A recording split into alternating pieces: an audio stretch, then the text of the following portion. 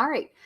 So today we are doing our live class. If you missed, you were probably watching this, and then you want to make sure that you make a time with me to get some face-to-face time so you can have your participation points for the week.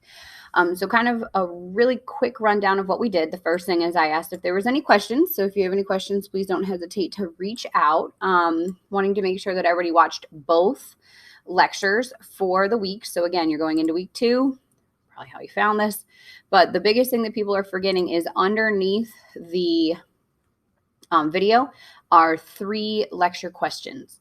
So you want to make sure that you're watching those so that you get your credit for watching the video for the day. Tomorrow's lab and participation points, don't forget what we're going to do every week is you're going to put in some participation points. So you need to go into Thursday. You're going to watch the lab because we are going to have, I think it's 2 questions on the quiz on Friday over the lab. So if you just watch the lab, you should be good. And then at the bottom, the participation points, you always want to fill those out every week. So when you go in here, you will click and answer. You obviously, if you're watching this, didn't come to Wednesday class. So you have to find a way to come and meet with me tomorrow, Thursday, during my office hours. And then you can fill out your participation points that way. And then the other big thing that I wanted to ask and make sure that everybody could see. So if you can't do this, please let me know. But I had one student who was having a really hard time, and I don't know if it's a particular problem with his account or with everybody. But in all of the folders should be the worksheets that you guys need.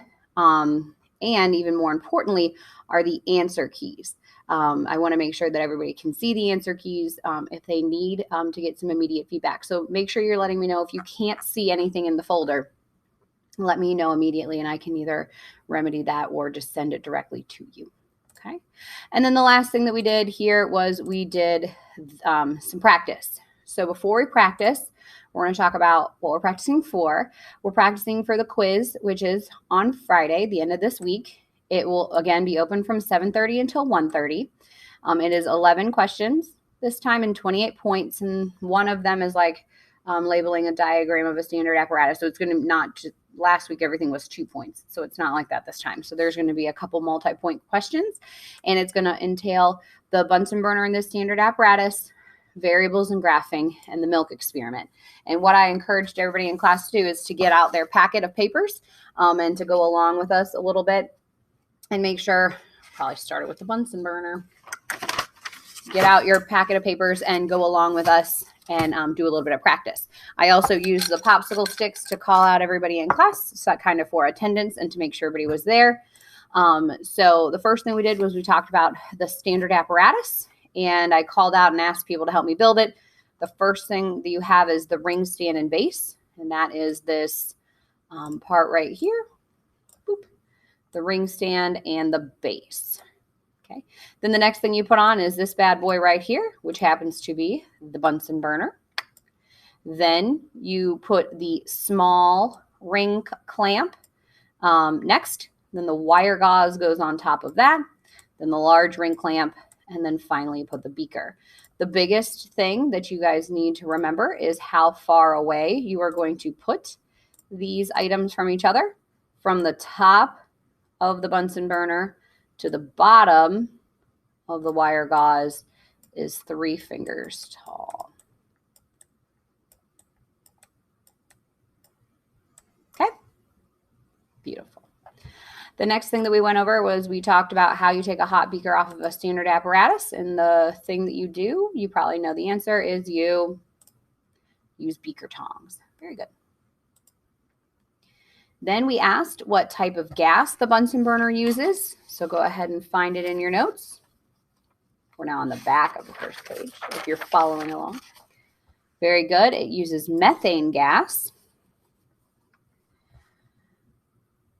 And then I asked a student to tell me this controller right here, what does that control, the oxygen or the gas flow? And they obviously told me that that controls the oxygen flow. And then this little gear down here, this controls the gas. Beautiful. Then we took a little bit of time and talked about the different types of flames. So not that you would have to know how to balance an equation, but with this balanced equation, how many parts methane do we need to how many parts oxygen? And in order to have the perfect flame, you need 1 part methane to 2 parts oxygen, which is sometimes counterintuitive. Sometimes people are like, well, I want more gas because more gas means it's going to burn hotter. You could fill this room up with methane. Every single molecule in here could be methane.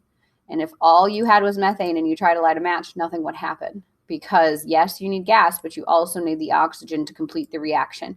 And if you didn't have any oxygen, nothing would burn. Okay. Then we talked about the 3 different types of flames. The first flame we talked about is the big orange one. And remember, we called that the birthday candle flame. This is a relatively unhot flame. Obviously, it's a flame, so it's hot, but compared, it is not. And when you see a birthday candle flame, the thing you need to do is you need to add oxygen. Once you add oxygen, you move over into the next flame, which is right here. We call that the big blue. It is more hot, but it's still not the proper ratio. So we still are working on getting that ratio of 1 part methane to 2 parts oxygen entering that barrel. So when they light on fire at the top here, we get what's called the perfect flame. And that's this one here. The perfect flame is extremely hot. And it also, get rid of that, it's extremely hot. And the requirements you have to know, it has to have a sharp inner blue cone, which looks like this. And it needs to be 3 fingers tall. 1, 2, apparently that's a very large hand. So, because again, that's where you're putting your small ring stand in your wire gauze. And this is the hottest part of the flame. So you got to know a little bit about the Bunsen burner and the flames and the gas and the ratios for the quiz on Friday. The other thing that we're going to do on the quiz on Friday is we are talking about controls and variables. I asked each person, and you can play along here, independent, dependent, or control, which is the one that is not changed or is the norm. Good, and that was the control. Which one is the variable that is measured or observed? Good, that is the dependent. And the variable that is being tested, I guess it just leaves one, is the independent variable. Very good. All right, then I just did one of the case studies. It's already in your packet, so if you already did it, kudos to you. I think it's number 2 on the front here. So the WNHS Science Department notices some green slime that is in their refrigerator right here. And the teacher comes up with the idea of spraying vinegar on the slime to get rid of it. So being the science department, they check this out and they spray half the fridge. So they set up a test and they spray half of it with vinegar and then they leave the other half untreated. I really need to figure out how to write better with this thing. Then after 3 days of treatment, that means putting vinegar on it, they noticed that the green slime on the fridge on the treated side started to go away. So their green slime started to go away. However, the untreated side still had the strange green slime. Wonderful. So the first thing is, what is the control? What is the one that they're comparing? What is the norm? What are they not changing? Oh, sorry. The department's initial observation, we didn't spend a lot of time talking about scientific method here. The green slime happens to be in the refrigerator. That is the initial observation. The control group, so that they can compare, is the side of the fridge that's not treated. Okay, the one that they left alone, so that they could do some comparison to see if the vinegar did get rid of the slime or didn't get rid of the slime. The independent variable, what is being tested? What are they testing here? What are they trying to see if it works? And that would be the vinegar. And then what are they measuring or observing?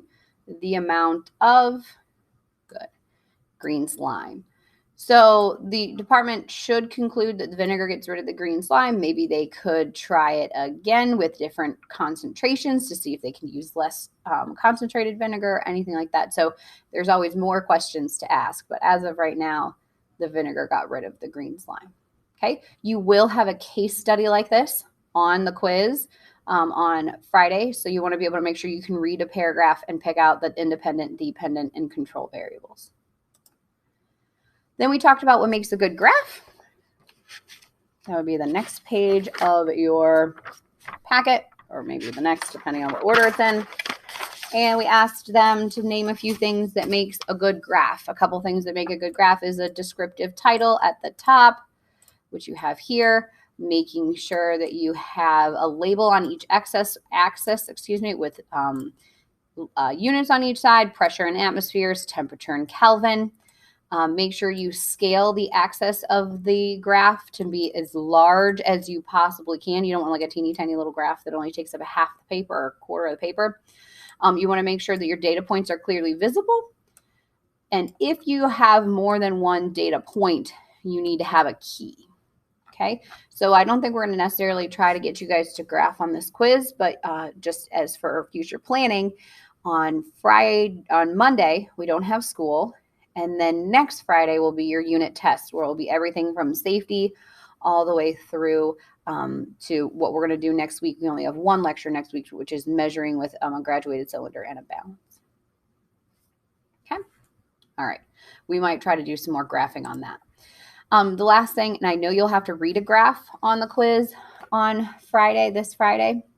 So taking a look at this, before we get started, this is people in a store. We're looking at the number of people on the side, and we're looking at the time of day. And as you can see, it initially increases at a dramatic rate, and then it decreases, and then it kind of levels off. So the questions here, and this is off of your worksheet. So if you got to do this, it's on the front as well, making sure you guys are feeling good here. What is the busiest time of day? You would obviously take a look at, this is the highest spike in the day, and that's at 1 p.m. So 1 p.m. is the busiest time of day. At what time of day does business start to slow down? So there's a little bit of debate, and sometimes graphs are a little bit harder, I guess. Maybe I should write this question to be a little more clear.